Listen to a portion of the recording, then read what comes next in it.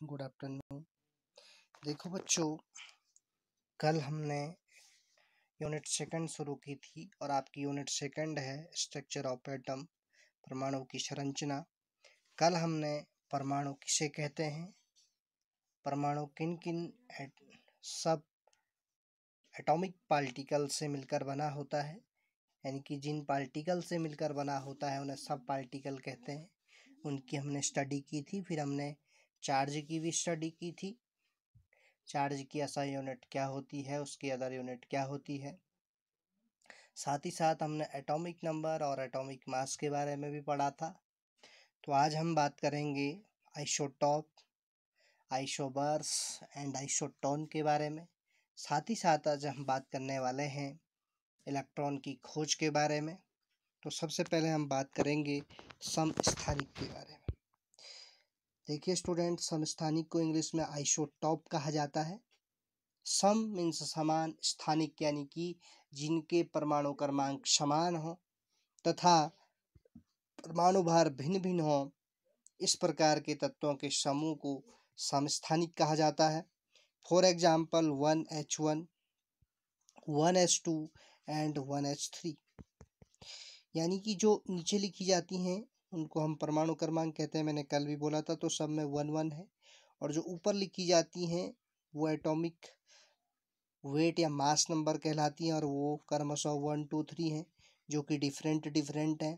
तो इस प्रकार इन तत्वों का समूह आइसोटॉप कहलाया। और इनके क्रमशः नाम भी हैं। 1H1 को हम प्रोटियम कहते हैं, 1H2 को ड्यूटेरियम कहते हैं और 1H3 को ट्राइटियम कहते हैं। उसी प्रकार देखिए स्टूडेंट, यदि कार्बन के आइसोटॉप की बात करें तो 6 कार्बन 12, 6 कार्बन 13 और 6 कार्बन 14। तो यहाँ भी 12, 13 और 14, यानी कि इनके एटॉमिक मास डिफरेंट हैं जबकि एटॉमिक नंबर सेम है, तो ये आइसोटॉप कहलाएंगे। अब देखिए स्टूडेंट, यहाँ पर हम एक नई चीज़ मैं आपको बताना चाहता हूँ और जो काफ़ी इंटरेस्टिंग है।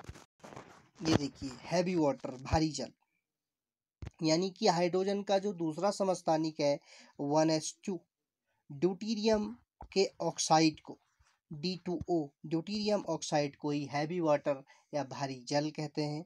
देखिए स्टूडेंट, मीन्स कि यदि हम इसको इस प्रकार से दिखा सकते हैं, 1H2 का होल ट्वाइस O, मीन्स कि 1H2 को ही D बोलते हैं, यानी कि ड्यूटेरियम, तो इसलिए इसको D2O बोला जाता है, ड्यूटीरियम ऑक्साइड।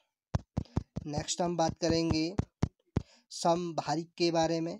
समभारिक को इंग्लिश में कहते हैं आइसोबार्स। तो देखिए स्टूडेंट, समभारिक समस्थानिक का उल्टा होता है। वे तत्व जिनके, क्योंकि नाम से ही पता चल रहा, सम मीन्स समान, भारिक यानी कि भार, जिनके परमाणु भार समान हो और परमाणु क्रमांक अलग अलग हों, इन तत्वों के समूह को समभारिक कहा जाएगा। जैसे 18 आर्गन 40, 19 पोटेशियम 40 और 20 कैल्शियम 40। तो आप देख सकते हैं कि सब के एटॉमिक नंबर डिफरेंट हैं जबकि एटॉमिक वेट और मास नंबर सेम है, 40 40 40, इसलिए आइसोबार्स या समभारिक कहलाएंगे। नेक्स्ट हम बात करेंगे सम न्यूट्रॉनिक के बारे में या आइसोटोन के बारे में। तो देखिए स्टूडेंट, जिस प्रकार नाम से ही पता चल रहा है, सम न्यूट्रॉनिक अर्थात सम मीन्स समान, जिनमें नंबर ऑफ न्यूट्रॉन्स अर्थात न्यूट्रॉनों की संख्या समान होगी, वे सम न्यूट्रॉनिक कहलाएंगे।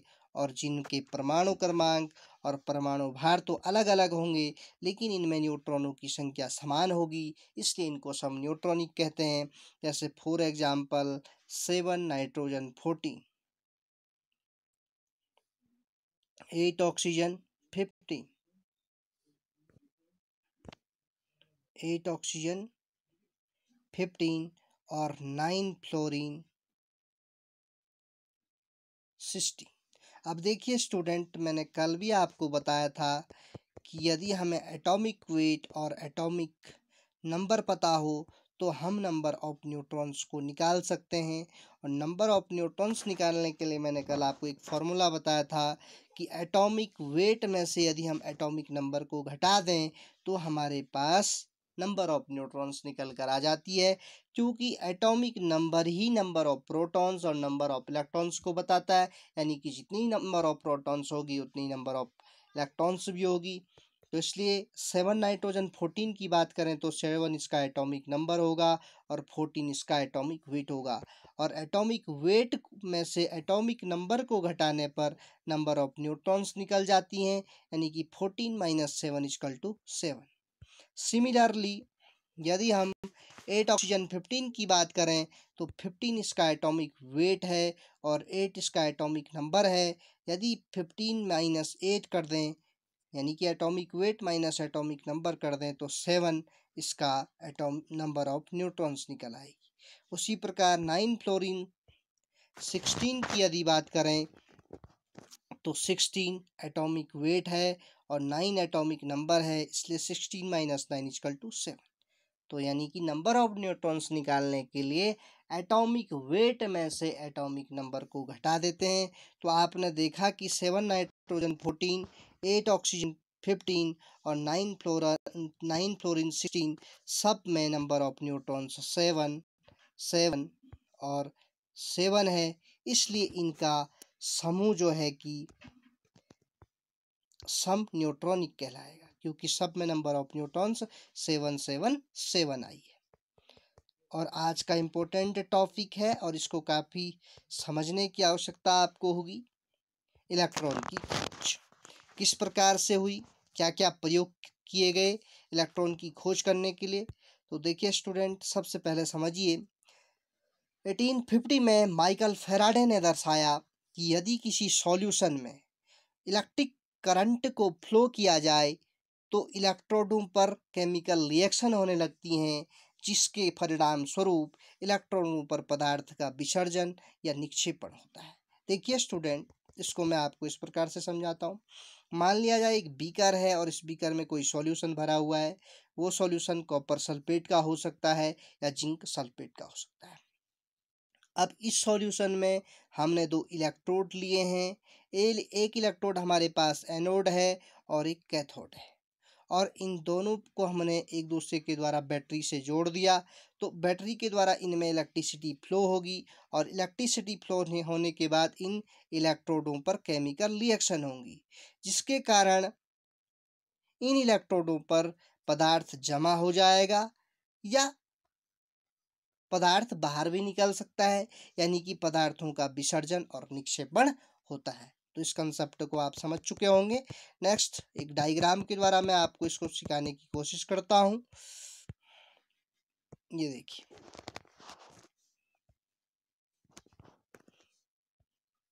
इसी के बाद पुनः माइकल फैराडे ने आंशिक रूप से निर्वातित नलिकाओं को, आंशिक मतलब जो पार्शियली वैक्यूम्ड ट्यूब है। वैक्यूम आप जानते हैं कि एक ऐसा प्लेस जहाँ पे एयर भी प्रेजेंट ना हो, जिन्हें कैथोड किरण नलिका कहते हैं, कैथोड रे ट्यूब कहा जाता है। मैं विद्युत विसर्जन का अध्ययन किया। ये डायग्राम है आपके सामने, कैसे माइकल फैराडे ने कैथोड रे ट्यूब की स्टडी करी। तो उन्होंने सबसे पहले एक कांच की नली ली, जिसे कैथोड किरण नलिका कहते हैं। और देखिए स्टूडेंट, इस कैथोड किरण नलिका में, जैसे हम पहले ही बता चुके हैं कि इलेक्ट्रोडों पर जब इलेक्ट्रिसिटी फ्लो की जाती है तब उनमें इलेक्ट्रिसिटी फ्लो होने के बाद पदार्थों का विसर्जन या निक्षेपण होता है। तो ये कैथोड और एनोड दो इलेक्ट्रोड हैं। देखिए स्टूडेंट, कैथोड एक नेगेटिव चार्जिंग होता है और एनोड पॉजिटिव चार्जिंग इलेक्ट्रोड होता है। और यहाँ पर उन्होंने एक निर्वात पंप लिया और इन दोनों इलेक्ट्रोडों को बैटरी की सहायता से जोड़ दिया। ये बैटरी है, यानी कि हाई वोल्टेज है, जिसके द्वारा इन इलेक्ट्रोडों पर केमिकल रिएक्शन होगी। जब तक हम इन इलेक्ट्रोडों को बैटरी से नहीं जोड़ेंगे या हाई वोल्टेज से नहीं जोड़ेंगे, तब तक इस सॉल्यूशन में केमिकल रिएक्शन नहीं होगी। तो ये कैथोड किरण विसर्जन नलिका का डायग्राम है, इसको आप अच्छी तरह से समझ लीजिएगा।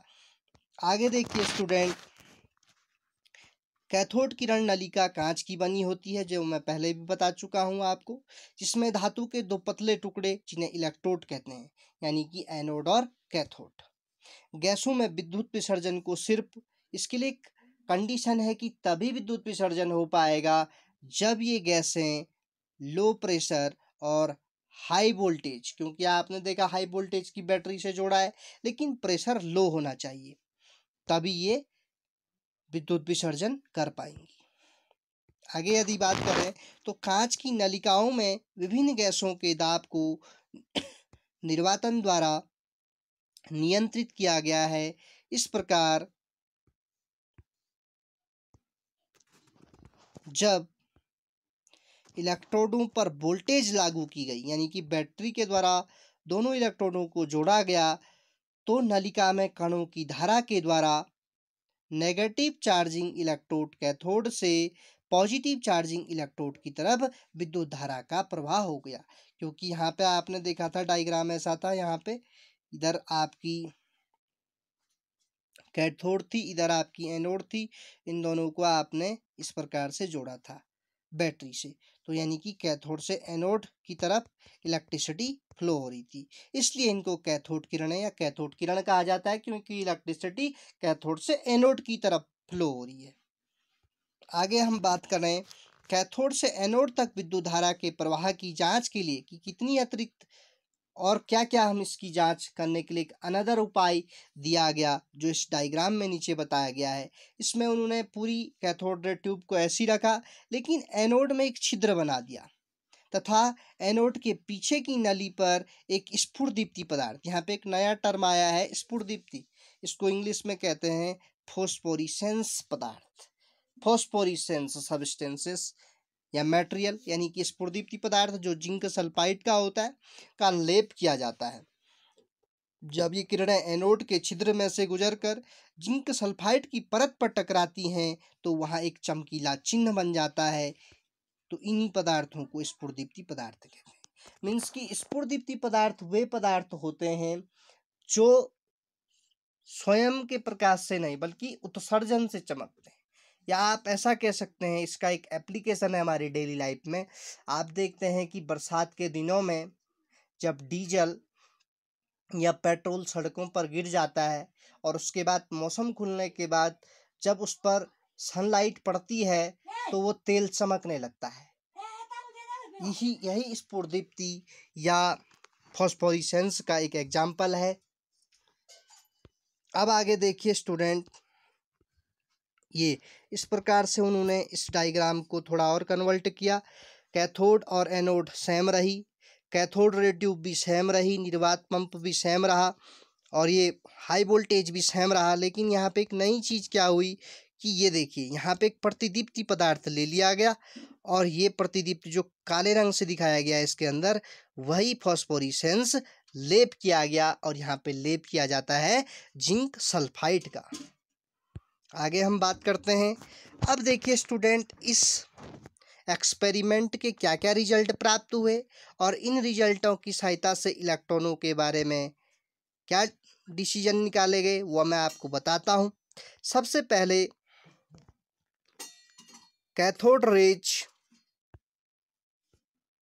कैथोड से आरंभ होकर एनोड की ओर जाती हैं, इसलिए इनको कैथोड रे कहा जाता है। ये किरणें स्वयं दिखाई नहीं देती हैं, परंतु इनके व्यवहार को गैसों तथा कुछ निश्चित प्रकार के पदार्थों जैसे कि स्फुरदीप्ति पदार्थ, मतलब कि जब एनोड से कैथोड से एनोड की ओर जाएंगी तो एनोड पर एक चमक उत्पन्न हो जाएगी, इसलिए इनको हम पहचान सकते हैं, क्योंकि ये दिखाई तो देंगी नहीं, लेकिन तभी पता चलेगा जब एनोड पर ये चमकीला पदार्थ उत्पन्न कर देंगी या चमकीला प्रकाश उत्पन्न कर देंगी। नेक्स्ट है, विद्युत चुंबकीय क्षेत्रों की अनुपस्थिति में ये किरणें सीधी दिशा में गमन करती हैं। यदि इलेक्ट्रोमैग्नेटिक फील्ड ना लगाया गया हो तो ये सीधे ही ट्रेवल करने लग जाती हैं। नेक्स्ट है, विद्युत और चुंबकीय क्षेत्रों की उपस्थिति में जब प्रेजेंट हो इलेक्ट्रोमैग्नेटिक फील्ड तब ये कैथोड किरणों का व्यवहार ऋणावेशित कणों के समान होता है। और क्योंकि आप जानते हैं कल भी हमने बात की थी कि इलेक्ट्रॉन भी एक ऋणावेशित कण है और कैथोड भी एक ऋणावेशित कण है, इसलिए कैथोड किरणों को इलेक्ट्रॉनों की भांति माना जाता है। यानी कि हम निष्कर्ष निकाल सकते हैं कि कैथोड किरणें इलेक्ट्रॉन की भांति होती हैं, अर्थात कैथोड किरणों को ही इलेक्ट्रॉन कहा जा सकता है। और लास्ट क्या रिजल्ट निकाला गया कि कैथोड रेस इलेक्ट्रॉन के लक्षण कैथोड रे ट्यूब के इलेक्ट्रोडों के पदार्थ एवं उसमें उपस्थित गैस की प्रकृति पर निर्भर नहीं करते हैं कि उसके अंदर कैसा पदार्थ भरा गया है या कौन सी गैस उसमें प्रेजेंट है, इस पर निर्भर नहीं करता है। अतः कुल मिलाकर हम यह कह सकते हैं कि इन परिणामों से यह निष्कर्ष निकलता है कि इलेक्ट्रॉन सभी परमाणुओं के मूल घटक होते हैं। क्योंकि पहली बात तो यही कही गई थी, क्योंकि कैथोड से एनोड की ओर इलेक्ट्रिसिटी फ्लो हो रही है, इसलिए इनको हम कैथोड किरण कह सकते हैं। दूसरी हमने बात ये की थी कि क्यों कैथोड किरणें ऋणावेशित होती हैं और इलेक्ट्रॉन भी ऋणावेशित होता है, इसलिए इनको ऋणावेशित कहा जा सकता है। और जब ये इनमें इलेक्ट्रोमैग्नेटिक फील्ड नहीं उपस्थित होता है तो ये सीधी दिशा में गमन करती हैं, और यदि उपस्थित होता है तो ये ऋणावेशित कणों की भांति व्यवहार करती हैं, और इन्हीं ऋणावेशित कणों को हम इलेक्ट्रॉन कहते हैं।